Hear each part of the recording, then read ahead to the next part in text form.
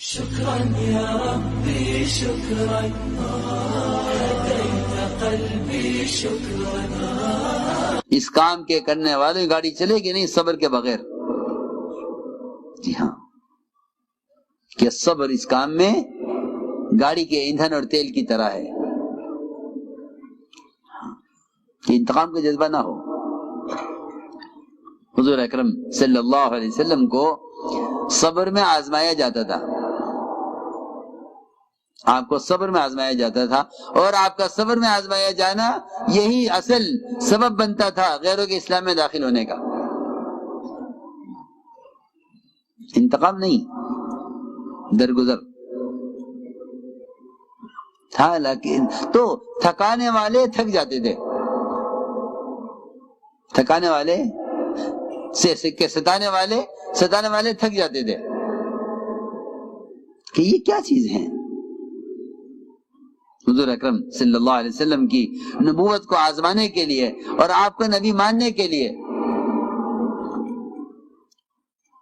زید ابن سعنہ ایک بڑے یہودی عالم تھے، اپنی کتابوں میں حضور اکرم صلی اللہ علیہ وسلم کے سارے اوصاف اور علامتیں پڑھی.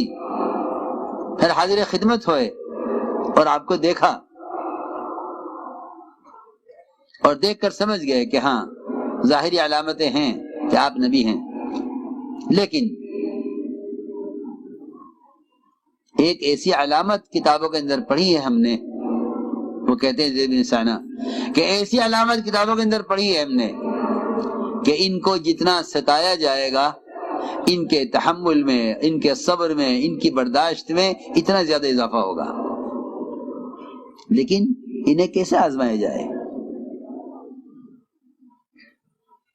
دیکھو میں ایک بہت ضروری بات عرض کر رہا ہوں. کام کرنے والے پر کوئی بھی حال آتا ہے کسی کی بھی طرف سے، یہ فوراً شکایت لے کر آ جاتے ہیں کہ ہمیں ستایا گیا ہے. حضور اکرم صلی اللہ علیہ وسلم نے ستانے والوں کی شکایت کا ارادہ کیا. کس سے؟ اللہ سے. آج کل لوگ کہتے ہیں بھائی ٹھیک ہے ہم تو اللہ ہی سے کہیں گے. سنو تو صحیح میں کیا کہہ رہا ہوں. ہاں حالت آتے ہیں کہ اللہ سے کہیں گے، ہم شکایت اللہ سے کریں گے، کسی سے نہیں کرتے. کہ نہیں، صبر کا تقاضا یہ ہے کہ اللہ سے بھی شکایت مت کرو. سنو، صبر اسے کہتے ہیں کہ اللہ سے بھی شکایت مت کرو. صبر اسے کہتے ہیں کہ اللہ سے بھی شکایت مت کرو. حضور اکرم صلی اللہ علیہ وسلم نے شکایت کا ارادہ کیا اور بددعا کرنا چاہا چند لوگوں کے لیے، ان کے نام لے کر فلاں فلاں فلاں فلاں. اللہ تعالی نے فرمایا لیس لک من الامر شیء، آپ کو بددعا کرنے کا حق نہیں ہے. آپ تو اپنا کام کیجئے، ہم جانتے کہ یہ ظالم ہیں، آپ اپنا کام کیجئے. تو میں نے عرض کیا کہ کام شروع سے لے کر آخر تک اذیتوں کے برداشت کرنے کا ہے. تو لوگ ستائیں گے، اور بلکہ فرمایا حدیث میں کہ سب سے زیادہ سخت امتحان میں انبیاء علیہ السلام ہوتے ہیں، اور ان کے بعد جو ان کے کام کے، ان کے طریقے کے زیادہ مشابہ ہوگا اس میں اتنے زیادہ حالات آئیں گے. ایک صحابی نے عرض کیا نا کہ آپ کی معیت چاہتے ہیں، آپ سے محبت چاہتے ہیں. فرمایا اگر ہماری محبت چاہتے ہو اور ہمارا ساتھ چاہتے ہو تو پھر پریشانیوں کے لیے، فقر و فاقے کے لیے، تنگی کے لیے تیار ہو جاؤ. فرمایا اس کے لیے تیار ہو جاؤ. تو میں نے عرض کیا کہ زید بن سعنہ جب آئے، آپ کو دیکھا تو دیکھ کر سمجھ گئے کہ ہاں یہ اللہ کے نبی ہو سکتے ہیں صلی اللہ علیہ وسلم. اس تلاش میں تھے کہ کوئی معاملہ ہو آپ کے ساتھ، کوئی معاملہ آپ کے ساتھ کریں جس سے پتہ چلے آپ کی بردباری کا، آپ کے صبر و برداشت کا، آپ کو چند مسلمانوں پر مال خرچ کرنے کی ضرورت تھی، انہوں نے بطور قرض مال پیش کر دیا کہ یہ لیجئے میں قرض دیتا ہوں، آپ یہ مال خرچ کر دیں اور مجھے اس سونے کے بدلے میں اتنی کھجوریں فلاں تاریخ میں دے دیں۔ معاملہ کیا آپ کے ساتھ؟ کیونکہ معاملات سے معلوم ہوتا ہے، یہ بہت اہم چیز ہے، آدمی کی انسانیت۔ جی ہاں، آدمی عبادات میں تو بہت ترقی کر لیتا ہے، لیکن اصل اس کی حیثیت، اصل اس کا دین جو معلوم ہوتا ہے، وہ آ کر معاملات پر، عبادات میں بہت اب آگے ہیں لیکن معاملات میں صفر نکلتے ہیں۔ اور یہ بات یاد رکھنا ہماری ہمیشہ کہ جو معاملات میں صفر ہے وہ دنیا میں چاہے عابد ہو، لیکن خدا کی قسم آخرت میں عبادات کے اعتبار سے بھی صفر ہے، آخر عبادت کے اعتبار سے بھی صفر ہے۔ بلکہ اتنا ہی نہیں، بلکہ عبادات، ساری عبادات حق والوں کو دے کر یہ عابد حق والوں گناہ لے کر جہنم کی طرف دھکا دیا جائے گا۔ روایت میں ہے طرح فی النار۔ اصل چیز یہ ہے، یہ لوگوں کو ان کی عبادات اور ان کے حج اور عمرے اور ان کے خیر کی راہوں میں مال خرچ کرنے کے کارنامے، وہ ان کو ان کے معاملات کی طرف سے خوش فہمی کے اندر ڈال دیتے ہیں کہ آپ ایسے ہیں، آپ تو ایسے ہیں، آپ تو ایسے ہیں، آپ تو ایسے ہیں۔ جی ہاں، ڈال دیتے ہیں اس میں، اور آدمی سوچتا رہتا ہے۔ اور بعض مرتبہ بلکہ یہ اللہ تعالیٰ کا دستور ہے کہ معاملات میں حکم توڑنا یہ قیامت میں عبادات کے اعتبار سے صفر کر دے گا، کہ ساری عبادت حق والے اڑیں گے۔ تو میں عرض کر رہا تھا کہ معاملات سے بنیاد بنتے ہیں کسی کو پہچاننے کا، اور وہ ساتھ رہ کر معاملات کر کے معلوم ہوتا ہے۔ ایک صاحب نے کہا عمر رضی اللہ تعالیٰ عنہ سے کہ فلاں آدمی کے اخلاق بڑے اچھے ہیں، حضرت عمر نے فرمایا حل سافرت معہ، کیا تم نے اس کے ساتھ سفر بھی کیا ہے، اس کے ساتھ رہے ہو کہ تمہیں معلوم ہوگا اس کے معاملات کیسے ہیں، اس کے اخلاق کیسے ہیں۔ یہاں حضور اکرم صلی اللہ علیہ وسلم کے اخلاق کو، آپ کے صبر کو، آپ کی برداشت کو جانچنے کے لیے، آپ کی بردباری کو جانچنے کے لیے انہوں نے مال پیش کیا، اور آپ نے فرمایا ٹھیک ہے ہم اس تاریخ میں تمہیں اتنی کھجوریں دیں گے۔ روایت میں ہے کہ جو تاریخ طے ہوئی تھی اس قرض کے ادا کرنے کے لیے، اس کی ادائیگی کا دن آنے سے 3 دن پہلے، اس تاریخ سے 3 دن پہلے حضور اکرم صلی اللہ علیہ وسلم بقیع میں تھے۔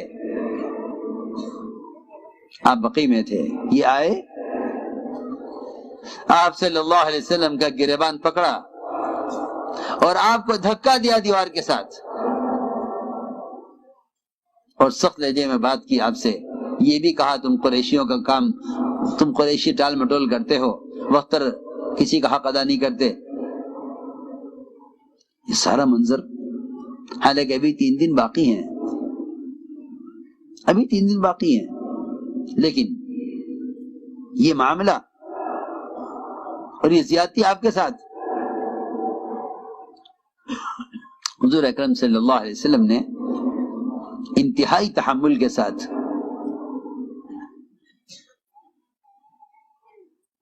کوئی جواب نہیں دیا اس کی بات کا، اور کوئی جوابی کارروائی نہیں کی، کوئی جوابی کارروائی نہیں کی۔ لوگ بیچارے اس کوشش میں ہوتے ہیں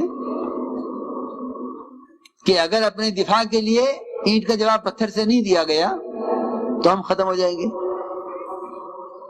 حالانکہ اللہ کی جو مدد صبر پر آتی ہے وہ مدد انتقام پر نہیں آتی.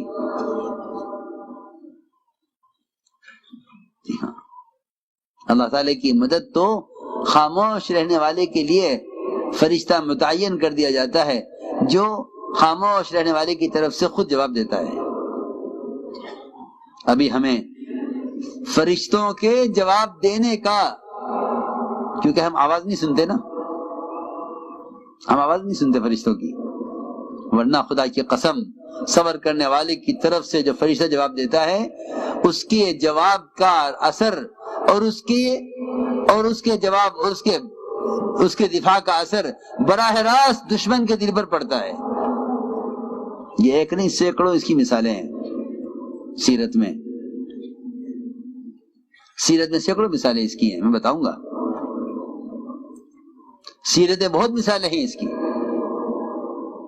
کہ فرشتے جواب دیا کرتے تھے صحابہ کی طرف سے. جی ہاں، اور ان کے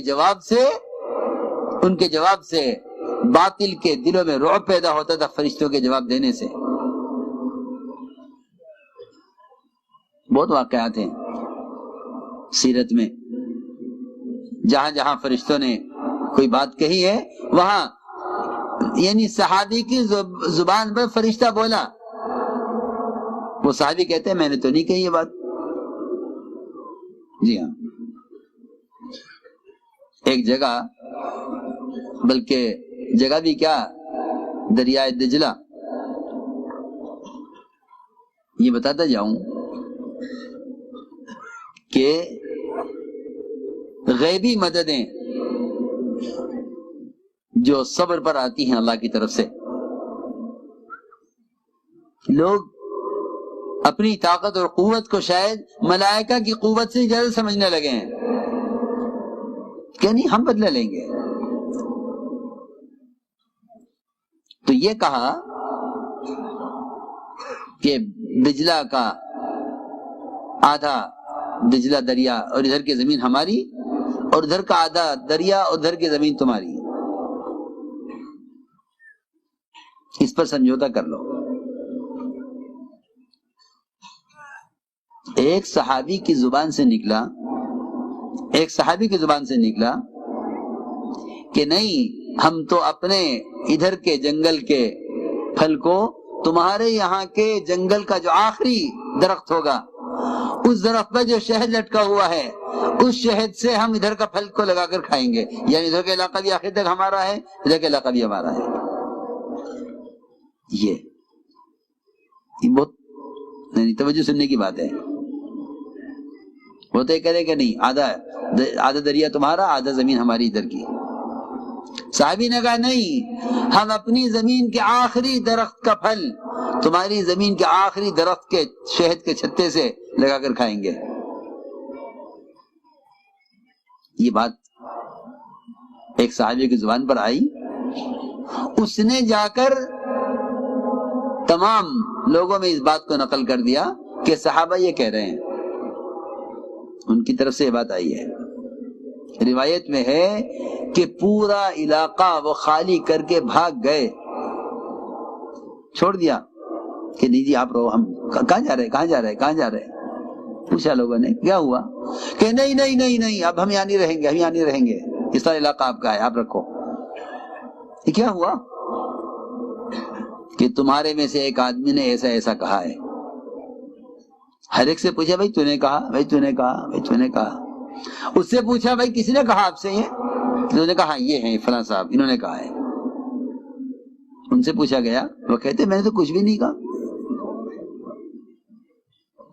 سیدھی بات ہے. میں تم سے یہ واقعہ اسی سنا رہا ہوں تاکہ آج بھی مسلمان جاگے اور زندہ ہو اور سمجھے کہ صبر کرنے والوں کے ساتھ اللہ تعالیٰ کی طرف سے ملائکہ کیسے دفاع کرتے تھے. لیکن وہی بات ہے کہ نہ اللہ کے ضابطوں پر ہیں، نہ مدد کے ضابطوں پر ہیں، نہ دعوت پر ہیں اور نہ صبر پر ہیں. مدد کے جتنے بھی راستے تھے سب بند کیے ہوئے ہیں مسلمانوں نے. مدد کے سارے راستے بند کیے ہوئے ہیں. جی ہاں، مدد کے سارے راستے بند کیے ہوئے ہیں. اس لیے کہہ رہا ہوں کہ مدد کے راستے وہ یہ تھے